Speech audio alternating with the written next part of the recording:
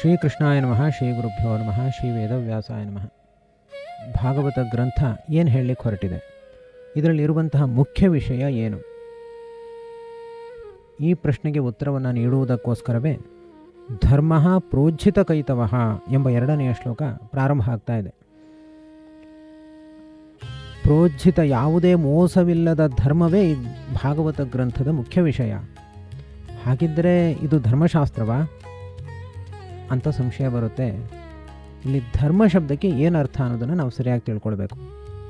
ಧರ್ಮ ಅಂದರೆ ಅದು ಕೇವಲ ಆಚರಣೆಯಲ್ಲ, ಕೇವಲ ನಿಯಮಗಳ ಗುಚ್ಛವೂ ಅಲ್ಲ. ಧಾರಣ ಧರ್ಮ.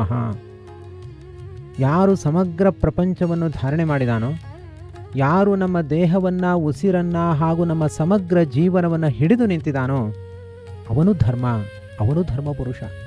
ಸಾಕ್ಷಾತ್ ಕೃಷ್ಣ ಪರಮಾತ್ಮನೇ ಧರ್ಮ ಅಂತ ಕರೆಸಿಕೊಳ್ತಾನೆ. ಆದ್ದರಿಂದ ಭಾಗವತ ಗ್ರಂಥ ಧರ್ಮವನ್ನು ಹೇಳುತ್ತೆ ಅಂತಂದರೆ ಸಮಗ್ರ ಬ್ರಹ್ಮಾಂಡವನ್ನು ಹಾಗೂ ನಮ್ಮ ದೇಹವನ್ನು ಧಾರಣೆ ಮಾಡಿರುವ ಆ ದೇವರನ್ನು ಹೇಳುತ್ತೆ ಅಂತ ಅರ್ಥ. ಆದರೆ ಇಲ್ಲಿ ಇದಕ್ಕಿಂತ ಮುಖ್ಯವಾದ ಮತ್ತೊಂದು ಅರ್ಥ ಇದೆ. ನಮ್ಮ ಈ ಜೀವನವನ್ನು, ಈ ಮನಸ್ಸನ್ನು ಕಷ್ಟ ನಷ್ಟಗಳ ನಡುವೆಯೂ ಕೂಡ ನಮ್ಮನ್ನು ಹಿಡಿದು ನಿಲ್ಲಿಸುವ ಆ ದಿವ್ಯ ಶಕ್ತಿಯನ್ನು ಈ ಭಾಗವತ ಗ್ರಂಥ ನಮಗೆ ತೋರಿಸಿಕೊಡುತ್ತೆ. ಆದ್ದರಿಂದ ಇದು ಧರ್ಮಗ್ರಂಥ. ಅಂದರೆ ಶಾಂತಿ, ಸಮಾಧಾನ, ನೆಮ್ಮದಿ ಇವುಗಳನ್ನೆಲ್ಲ ನಮಗೆ ಕೊಡುವಂತಹ ಏಕೈಕ ಗ್ರಂಥ ಈ ಭಾಗವತ ಗ್ರಂಥ. ಆದ್ದರಿಂದ ಇದು ಧರ್ಮಗ್ರಂಥ. ನಮ್ಮನ್ನು ಜೀವನದಲ್ಲಿ ಭದ್ರವಾಗಿ ಹಿಡಿದು ನಿಲ್ಲಿಸಿ ನಮ್ಮ ಅಸ್ತಿತ್ವಕ್ಕೆ ಕಾರಣೀಭೂತವಾದ ಗ್ರಂಥ ಅದುವೇ ಈ ಭಾಗವತ ಗ್ರಂಥ.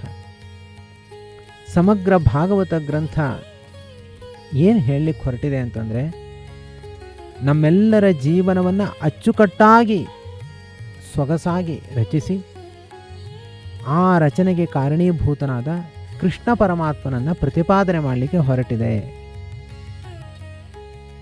ಶಾಸ್ತ್ರದ ದೃಷ್ಟಿಯಿಂದ ನಾವು ನೋಡಿದ್ರೆ ಈ ಗ್ರಂಥಕ್ಕೆ 2 ವಿಷಯಗಳು. ಒಂದು ಮುಖ್ಯ ವಿಷಯ, ಇನ್ನೊಂದು ಅಮುಖ್ಯ ವಿಷಯ, ಅವಾಂತರ ವಿಷಯ. ಅವಾಂತರ ವಿಷಯ ಅಂತಂದರೆ ಆಚಾರ ಧರ್ಮ, ಕುಲಧರ್ಮ, ಆಶ್ರಮ ಧರ್ಮ, ಕಾಲಧರ್ಮ, ದೇಶಧರ್ಮ ಇವೆಲ್ಲವೂ ಕೂಡ. ಈ ಅವಾಂತರ ಧರ್ಮಗಳನ್ನು ಹೇಳಲಿಕ್ಕೆ ಭಾಗವತ ಗ್ರಂಥ ಬೇಕಾಗಿಲ್ಲ. ಅದನ್ನು ಹೇಳಲಿಕ್ಕೆ 100 ಧರ್ಮಶಾಸ್ತ್ರಗಳಿವೆ. ಭಾಗವತ ಗ್ರಂಥ ಅದನ್ನೇ ಮರುಕಳಿಸ್ಲಿಕ್ಕೆ ಬಂದಿಲ್ಲ, ಅದು ಚರ್ವಿತ ಚರ್ವಣ ಮಾಡಲಿಕ್ಕೆ ಬಂದಿಲ್ಲ. ಈ ಗ್ರಂಥ ಜೀವದ ಧರ್ಮವನ್ನು ಹೇಳಲಿಕ್ಕೆ ಹೊರಟಿದೆ. ಅರ್ಥಾತ್ ಜೀವ ಸ್ವರೂಪದ ಧರ್ಮವನ್ನು ಪ್ರತಿಪಾದನೆ ಮಾಡಲಿಕ್ಕೆ ಹೊರಟಿದೆ. ಇಂತಹ ಜೀವ ಸ್ವರೂಪದ ಧರ್ಮವನ್ನು ಈ ಮಟ್ಟದಲ್ಲಿ ಬೇರೆ ಯಾವ ಗ್ರಂಥದಲ್ಲೂ ಕಲ್ಪಿಸಿಕೊಳ್ಳಿಕ್ಕೂ ಕೂಡ ನಮ್ಮಿಂದ ಸಾಧ್ಯ ಇಲ್ಲ. ಏನಿದು ಜೀವಧರ್ಮ ಅಂತಂದರೆ, ಜೀವ ಸ್ವರೂಪದಲ್ಲಿ ಸಹಜವಾಗಿ ಇರುವಂತಹ ಗುಣಗಳನ್ನು ಪ್ರತಿಪಾದನೆ ಮಾಡುವ ಗ್ರಂಥ ಅಂತ ಅರ್ಥ. ಭಕ್ತಿ, ಜ್ಞಾನ, ಆನಂದ ಇವುಗಳು ಜೀವ ಸ್ವರೂಪದಲ್ಲಿವೆ. ಈ ಗುಣಗಳು ಪರಮಾತ್ಮನ ಜೊತೆ ಸಂಪರ್ಕವನ್ನು ಹೊಂದಬೇಕು. ನಾವು ಹೊರಗೆ ಸಂಪಾದಿಸುವ ಜ್ಞಾನ ವ್ಯರ್ಥ, ಹೊರಗಡೆ ಸಂಪಾದನೆ ಮಾಡುವ ಆನಂದ ವ್ಯರ್ಥ, ಹೊರಗಡೆ ಮಾಡುವ ಧರ್ಮ ವ್ಯರ್ಥ. ಜೀವ ಸ್ವರೂಪದಲ್ಲಿರುವ ಈ ಗುಣಗಳಿಗೂ ದೇವರಿಗೂ ಸಂಪರ್ಕ ಆಗಬೇಕು. ಅದೇ ನಮ್ಮ ಜೀವನದ ಮುಖ್ಯ ಉದ್ದೇಶ. ಅದನ್ನೇ ಭಾಗವತ ಗ್ರಂಥ ಹೇಳಲಿಕ್ಕೆ ಹೊರಟಿದೆ. ನಮ್ಮ ಮನಸ್ಸಿನಲ್ಲೂ ಅನೇಕ ಗುಣಗಳಿವೆ. ಜ್ಞಾನ, ಭಕ್ತಿ, ವೈರಾಗ್ಯ ಎಲ್ಲ ಮನಸ್ಸಿನಲ್ಲೂ ಇದೆ. ಮನಸ್ಸಿನಲ್ಲಿರುವಂತಹ ಗುಣಗಳಿಗೂ ಜೀವ ಸ್ವರೂಪದಲ್ಲಿರುವಂತಹ ಗುಣಗಳಿಗೂ ಕನೆಕ್ಟ್ ಆಗಬೇಕು. ಸುಂದರವಾದ ಮನೆ ಇದೆ, ವೈರ್ ಕನೆಕ್ಷನ್ ಎಲ್ಲವೂ ಆಗಿದೆ, ಕರೆಂಟ್ ಕನೆಕ್ಷನ್ ಕೊಟ್ಟಿಲ್ಲ. ಆ ಕರೆಂಟ್ ಕನೆಕ್ಷನ್ ಕೊಡಲಿಕ್ಕೋಸ್ಕರ ಭಾಗವತ ಗ್ರಂಥ ಬೇಕು. ಮನೋಧರ್ಮವನ್ನು ಜೀವಧರ್ಮದ ಜೊತೆ ಕನೆಕ್ಟ್ ಮಾಡೋದು ಅಷ್ಟೇ ಉದ್ದೇಶ ಅಲ್ಲ, ಜೀವಧರ್ಮವನ್ನು ಪರಮಾತ್ಮ ಧರ್ಮದ ಜೊತೆ ಕನೆಕ್ಟ್ ಮಾಡಬೇಕು, ಅದರ ಜೊತೆ ಸಂಪರ್ಕವನ್ನು ಮಾಡಬೇಕು. ಇದು ತುಂಬ ಸಾಹಸದ ಕಾರ್ಯ. ಅದು ನಮಗೆ ಸಿಗೋದು ಕೇವಲ ಈ ಭಾಗವತ ಗ್ರಂಥದಿಂದ ಮಾತ್ರ. ವೇದವ್ಯಾಸದೇವರು 4 ವೇದಗಳನ್ನು ಮೊದಲು ವಿಭಾಗ ಮಾಡ್ತಾರೆ. ಮಹಾಭಾರತವನ್ನು ರಚನೆ ಮಾಡ್ತಾರೆ, ರಾಮಾಯಣ, ಪಂಚರಾತ್ರ, ಬ್ರಹ್ಮಸೂತ್ರ, ಪುರಾಣಗಳು ಎಲ್ಲವನ್ನೂ ಕೂಡ ರಚನೆ ಮಾಡ್ತಾರೆ. ಆದರೆ ಅವರಿಗೆ ತೃಪ್ತಿ ಸಿಗೋದಿಲ್ಲ. ಕೊನೆಯಲ್ಲಿ ಅವರು ಭಾಗವತ ಗ್ರಂಥವನ್ನು ರಚನೆ ಮಾಡ್ತಾರೆ.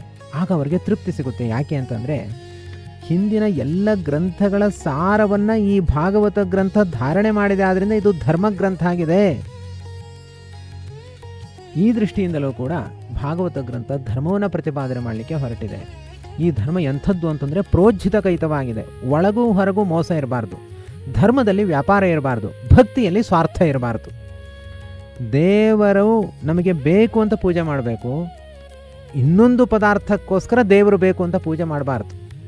ಆ ಪದಾರ್ಥ ಸಿಕ್ಕ ಮೇಲೆ, ಆ ಸಂಪತ್ತು ಸಿಕ್ಕ ಮೇಲೆ ನಾವು ದೇವರನ್ನು ಬಿಟ್ಟುಬಿಡ್ತೀವಿ. ಅದು ಪ್ರಾಮಾಣಿಕವಾದ ಭಕ್ತಿ ಅಲ್ಲ. ಜನ ನೋಡಲಿ ಅಂತ ನಾವೇನು ಧರ್ಮ ಮಾಡ್ತೀವಿ, ಅದು ಕೂಡ ಧರ್ಮ ಅಲ್ಲ. ಹಣಕ್ಕಾಗಿ ನಾವು ದೇವರ ಮುಂದೆ ಕೂತು ಭಕ್ತಿ ಮಾಡ್ತೀವಿ, ಅದು ಕೂಡ ಮೋಸದ ಭಕ್ತಿ, ಮೋಸದ ಧರ್ಮ ಅದು. ಇಂತಹ ಯಾವ ಧರ್ಮಗಳನ್ನು ಕೂಡ ಆ ದೇವರು ಒಪ್ಪೋದೇ ಇಲ್ಲ. ಭಾಗವತ ಗ್ರಂಥದಲ್ಲಿ ಎಷ್ಟು ಭಾಗವತೋತ್ತಮರ ಕಥೆಗಳನ್ನು ಇಲ್ಲಿ ಹೇಳಿದಾರೋ, ಆ ಎಲ್ಲ ಕಥೆಗಳಲ್ಲಿ ಪ್ರತಿಪಾದ್ಯರಾದ ಭಾಗವತೋತ್ತಮರಲ್ಲಿ ಇರುವ ಒಂದು ಏಕೈಕ ಗುಣ ಅಂದರೆ ಅದುವೇ ಪ್ರೋಜ್ಜಿತ ಕೈತವ ರೂಪವಾದ ಧರ್ಮ. ಭಾಗವತ ಗ್ರಂಥದಲ್ಲಿ ಹೇಳಿದ ಪ್ರತಿಯೊಬ್ಬರಲ್ಲೂ ಕೂಡ ಇಂಥ ಶ್ರೇಷ್ಠವಾದ ಗುಣವಿದೆ, ಮೋಸವಿಲ್ಲದ ಭಕ್ತಿ, ಸ್ವಾರ್ಥವಿಲ್ಲದ ಧರ್ಮ. ಅಂತಹ ಕಥೆಗಳನ್ನು ಕೇಳುವ ಮೂಲಕ ನಮ್ಮ ಬಾಹ್ಯ ಧರ್ಮಗಳನ್ನು ಜೀವಸ್ವರೂಪದ ಧರ್ಮಕ್ಕೆ ಜೋಡಿಸಿ, ಜೀವಸ್ವರೂಪದ ಧರ್ಮವನ್ನು ಪರಮಾತ್ಮನ ಜೊತೆ ಜೋಡಿಸಿ ನಮ್ಮ ಜೀವನವನ್ನು ಸಾರ್ಥಕ ಮಾಡಿಕೊಳ್ಳಲಿಕ್ಕೆ ನಮಗೆ ಬೇಕೇ ಬೇಕು ಭಾಗವತ ಗ್ರಂಥ.